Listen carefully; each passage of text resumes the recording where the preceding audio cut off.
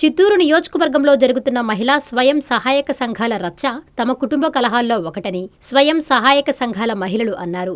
మాలోకి వచ్చిన శాసనసభ్యులు Gurazala Jaganmohan parliament MLA కార్యాలయంలో విలేకరుల సమావేశంలో వారు వెల్లడించారు. అమౌంట్లు అడగడము, ఆ అమ్మాయి కట్టకుండా పోవడం మాత్రమైతే నిజము.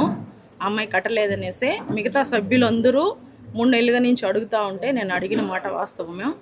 ఆ అమ్మాయి కట్టలేదు అనే దానికి మీ వాళ్ళని రిక్వెస్ట్ చేసుకో అని చెప్పడానికి ఆ అమ్మాయి వచ్చి కోపం వచ్చి వెళ్ళిపోయింది. కొంచెం అక్కడ మాట్లాడుకున్నారు, వాళ్ళు అంతా మాట్లాడుకున్నారు, వెళ్ళిపోయినారు. తర్వాత మరుసటి రోజు వచ్చి సార్కు, మా గోపి సార్కు, సిఎంఎం గారికి చెప్పినాము. ఆయన పిలిచి విచారించినారు. అన్ని గ్రూప్ సభ్యుల్ని, ఆ అమ్మాయిని, మమ్మల్ని అందరినీ పిలిచి విచారించారు.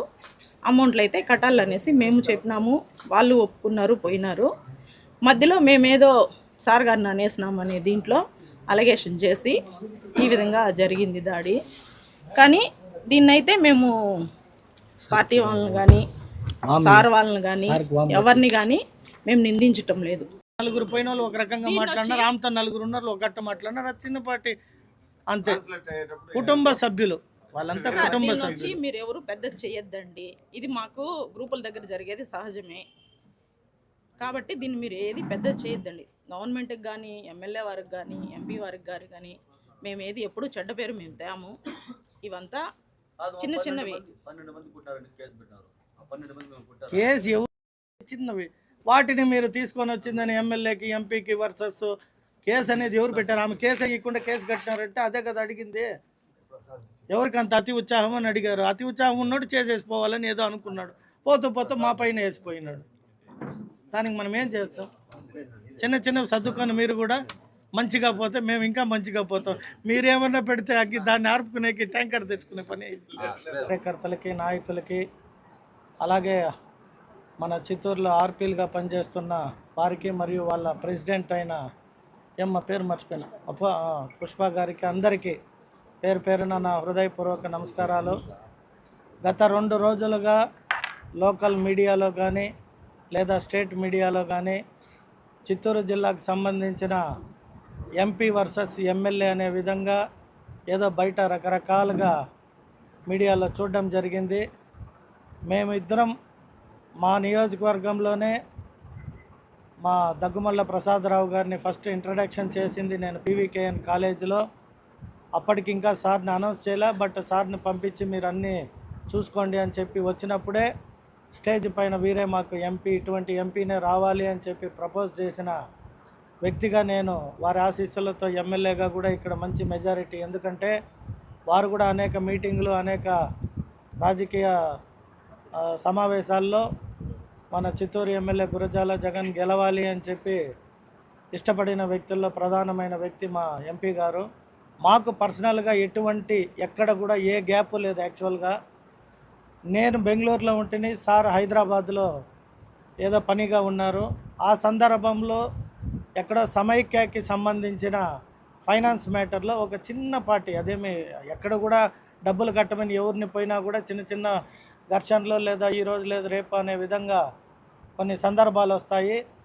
అలాగే అక్కడ కూడా ఏదో మా అత్తగారు చనిపోయారు కడతామని ఏదో వాళ్ళిద్దరి మధ్యలో చిన్నపాటి ఒక ఘర్షణని పెద్ద గదిగా, అది రకరకాలుగా పార్టీ నాయకులు పోయేదో దాడి చేసేసిన విధంగా కొన్ని సంస్థ మీడియాల్లో చూడడం జరిగింది.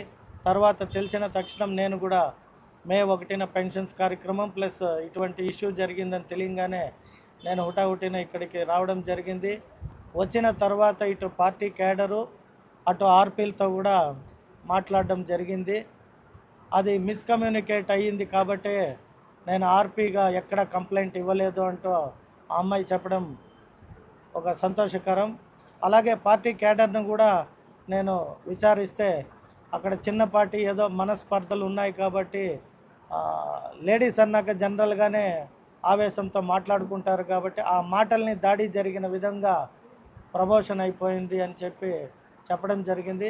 కాబట్టి ఇక్కడ ఎవరు పని చేసినా, ఇటు ఆర్పీలు పని చేసినా ప్రజల కోసమే, నేను పనిచేసిన ప్రజల కోసమే, ఎంపీ గారు పనిచేసిన ప్రజల కోసమే, కార్యకర్తలు పనిచేసిన ప్రజల కోసమే. కానీ ఇటువంటి పనులు జరిగేటప్పుడు ఎక్కడో చిన్నపాటివి జరుగుతాయి. అది ఇంత ఎక్స్పోజ్ కాకూడదు.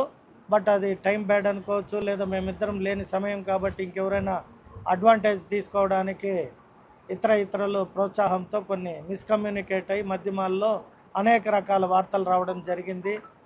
కాబట్టి మేము ఎప్పుడు కూడా మా ముఖ్యమంత్రి గారు పదే చెప్తుంటారు అనేక సందర్భాల్లో, మీరు నాయకులు అధికారులతో కలిసి ప్రజలకు సేవ చేయాలి తప్పితే ఎప్పుడు పడితే అప్పుడు వచ్చే అధికారులపైన కంప్లైంట్లు కానీ లేదా వాళ్ళని మార్చు వీళ్ళని మార్చు అని చెప్పి మీరు నాకు చెప్పకూడదని చెప్పి చెప్తారు. కాబట్టి మేము కూడా మా ముఖ్యమంత్రి గారి ఆదేశాలను చూసాచాయిగా వారు ఏం చెప్తే అది అందరితో కలిసి ఇప్పుడు దాదాపు 2 సంవత్సరాలు అయ్యింది. ఎక్కడ కూడా ఒక ఆర్పీలు కానీ లేదా ఇంకొకరు వ్యక్తిగతంగా కానీ ఈ చిత్తూరు పట్టణంలో ముందు దాదాపు గడిచిన 20-30 సంవత్సరాలు చిత్తూరు అంటే భయపడేవాళ్ళు, చిత్తూరు పట్ల ఒక ఇది ఉండేది. కానీ నేను గెలిచిన తర్వాత ఎక్కడ కూడా ఎటువంటి గొడవలు జరగకూడదని అందరినీ కలుపుకొని, ఎక్సెప్ట్ ఒక అపోజిషన్ పార్టీ తప్పితే కాంగ్రెస్ కానీ బీజేపీ కానీ జనసేన కానీ తెలుగుదేశం పార్టీలో నాయకులు కానీ ఇదివరకు రాజకీయాల్లో ఉండి ఇప్పుడు రాజకీయాల్లో లేని వారిని కూడా కలిపి అందరితో ఎవరికైనా చిన్నపాటి విభేదాలు ఉన్న వారిని కూడా కలిపి నా 2024 ఎన్నికలు చేశానంటే నా మనస్తత్వం ఓన్లీ అభివృద్ధి పైన ఉండింది. కాబట్టి నేను ఎక్కడ కూడా రాజకీయాలు చేయడానికి ఇష్టపడలేదు. ఇకపై కూడా మన ఊరిని మనం అభివృద్ధి చేయాలంటే అటు అధికారంలో ఉన్న అధికారులు కావచ్చు, మేము రాజకీయ నాయకులు కావచ్చు, మా పార్టీ కార్యకర్తలు కావచ్చు, ఇంతలా కష్టపడేది ప్రజల్లో బాగా అభివృద్ధి చేసి మంచి పేరు తెచ్చుకోవాలనే ఒక క్రమంలో ఎక్కడైనా చిన్నపాటివి తొలుతుంటాయి. వాటిని అన్నిట్లో మన ఇంట్లో కూడా ఉంటుంది. ఈరోజు నాకు నచ్చని కూర ఉండకపోతే నా భార్యను తిట్టిన సందర్భాలు ఉంటాయి. అంత మాత్రాన భార్య భర్తలు విడిపోతారా లేదా గొడవ పడతామా?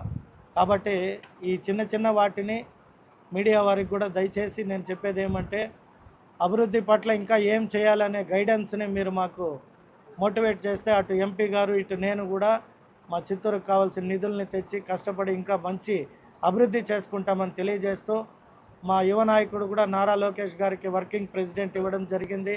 వారు కూడా మాకు మంచి సూచనలు ఇస్తారు. ఎప్పుడూ కూడా ఒక ఎమ్మెల్యే అనే ఒక భేదాభావం లేకుండా ఒక సొంత తమ్ముడిలాగా నన్ను భావించి ఎప్పుడు నన్ను ఎంకరేజ్ చేసే మా యువ నాయకుడికి కూడా ఈ సందర్భంగా మేమందరూ కూడా ఎప్పుడు కూడా పార్టీ పరంగా ఎక్కడ కూడా ఎవరికి విభేదాలు లేదు. ఎంపీ వర్సెస్ ఎమ్మెల్యే అని వేసిన కొన్ని సందర్భాల్లో ఆయన బాధపడ్డాడు, మేము బాధపడ్డాము. మా ఇద్దరికి ఎస్పెషల్లీ చిత్తూరు డిస్టిక్లో అత్యంత సాన్నిహితంగా ఉంటాం. సార్ ఎప్పుడు వచ్చినా కూడా సందర్భం టైం కలిస్తే ఇద్దరు కలిసి భోంచేస్తూ మాట్లాడుకుంటాం. కాబట్టి మా ఇద్దరి మధ్య మరొకసారి చెప్తున్నా, మీడియాలో వచ్చిన విధంగా ఎటువంటి గ్యాప్స్ లేదు. నాకు తండ్రి సమానులు, నాకు అన్ని అడ్వైస్ కూడా చేసే వ్యక్తి మా ఎంపీ గారు. కాబట్టి ఈ ఒక చిన్నపాటి ఘర్షణని ఇంతటితో మీరందరూ కూడా దీన్ని మంచి మార్గంలోకి తీసుకుపోయి మీ గైడెన్స్లో మేము మళ్ళీ పనిచేసుకొని ఇంకా అభివృద్ధి చేస్తామని తెలియజేసుకుంటూ, ఇక్కడ మా ఆర్పీ గారు కూడా కవిత గారి పట్ల అండ్ మా నాయకురాలు ఆ పేరు రేఖమ్మ, వాళ్ళిద్దరిని కూడా నేను ఆల్రెడీ లోపల ఇప్పటిదాకా మాట్లాడి చెప్పడం జరిగింది. ఇక పైన కలిసిమెలిసి ఏదున్నా కూడా బాగా చేసుకుంటామని ఇద్దరు మాటిచ్చారు. వారిద్దరికి కూడా ధన్యవాదాలు తెలియజేసుకుంటూ, మా ఎంపీ గారు ఇప్పుడు దీన్ని కూడా వారి ఏదో ఒక మెసేజ్ వచ్చిందని చెప్పి కొంచెం మిస్కమ్యూనికేషన్ ఉండింది, అందరితో మాట్లాడినాడు ప్రతి ఒక్కరితో కూడా. సో మా ఎంపీ గారు ఇప్పుడు మీకు ఏదన్నా ఉంటే అడ్రస్ చేస్తాను. రోజు దాకా ఇద్దరు కలిసే పని చేసినాము. ఆయన హైదరాబాద్ పోయి నేను బెంగళూరు పోయినా. తిరిగి వచ్చేటప్పటికి అగ్గి పెట్టేసిందనే మీరిద్దరు కలిసి లేదంటే ఎట్లా? ఇంకా కాపురమ్మ బెడ్ పైన కూర్చొని ఫోటోదా పెట్టాలి. ఇంకా ఉంటుంది, రాజకీయ పార్టీ అపోజిషన్ ఉంటారు, కొందరు పార్టీలో కూడా ఉండుండొచ్చు, ఎవరు 1 or 2, అందరూ 100%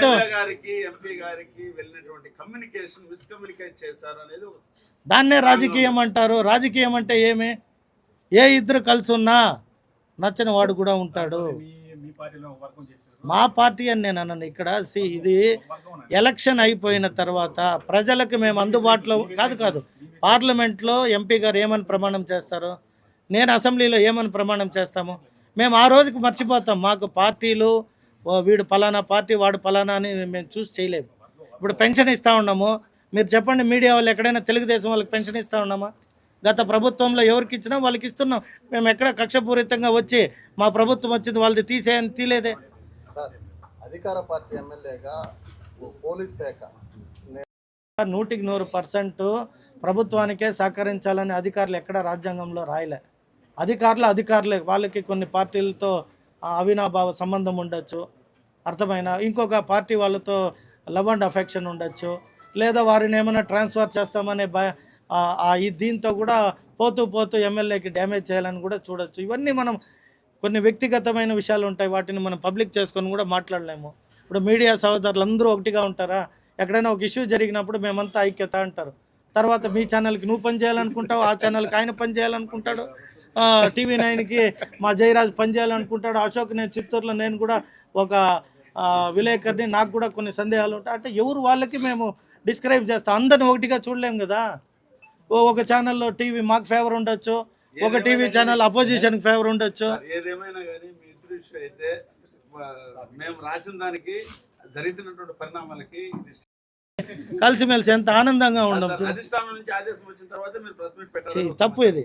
అధిష్టానం కూడా ఒక మాట ఈరోజు మీ అందరికీ చెప్తున్న మీడియా ముఖాంతరంగా, మేము తప్పు చేసినా మమ్మల్ని అర్థమైన మా పార్టీ ఇచ్చిన గైడ్ లైన్ ఎప్పుడు మేము దాటం. ఎవరైనా కూడా మా తల్లి లాంటిది, మా తండ్రి మాకు నారా చంద్రబాబు నాయుడు గారు ఒకటే చెప్పారు. నేను మీ అందరూ ఉండారు కానీ వాళ్ళకి ఏం చెప్పాను, ఆర్పీలు ఏమా చెప్పాను నేను, మా ముఖ్యమంత్రి గారు మీరు అధికారుల్ని ఉన్నవారితోనే నచ్చజెప్పి మంచిగా పని చేసుకునే విధంగా మీరు పోవాలి అని చెప్పారమ్మా.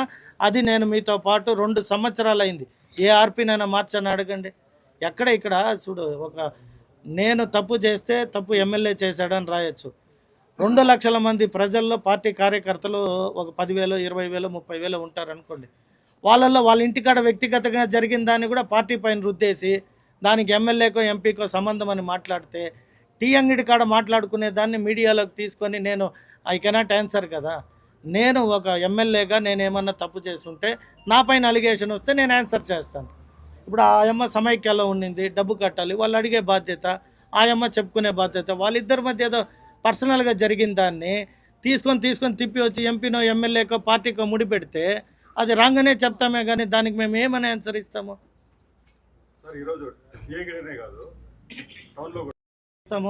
ఈరోజు 113 సంవత్సరాల గాంధీ రోడ్ని ఏ ఒక ఎమ్మెల్యే కానీ ఏ ఒక అధికారి కానీ ఇప్పటిదాకా పనిచేసిన వాళ్ళు ఒక అడుగు కొట్టగలిగినారా? నేను ఈరోజు పోయి అక్కడ గాంధీ రోడ్లో కొట్టి చేస్తున్నాను అంటే ప్రజలు సహకరించి, పార్టీ సహకరించి, అపోజిషన్ పార్టీ వాళ్ళు కూడా ఇది మంచి పనిని చేస్తున్నాడని ఉన్నారు కాబట్టే కదా చేయగలిగిన. దాన్నే నేను మొదటి రోజు నుండి ఈ రోజు దాకా చెప్తున్నా. అందరూ సహకరిస్తేనే చిత్తూరు అభివృద్ధి జరుగుతుంది. ఒక ఎమ్మెల్యే అనుకుంటే జరగదు.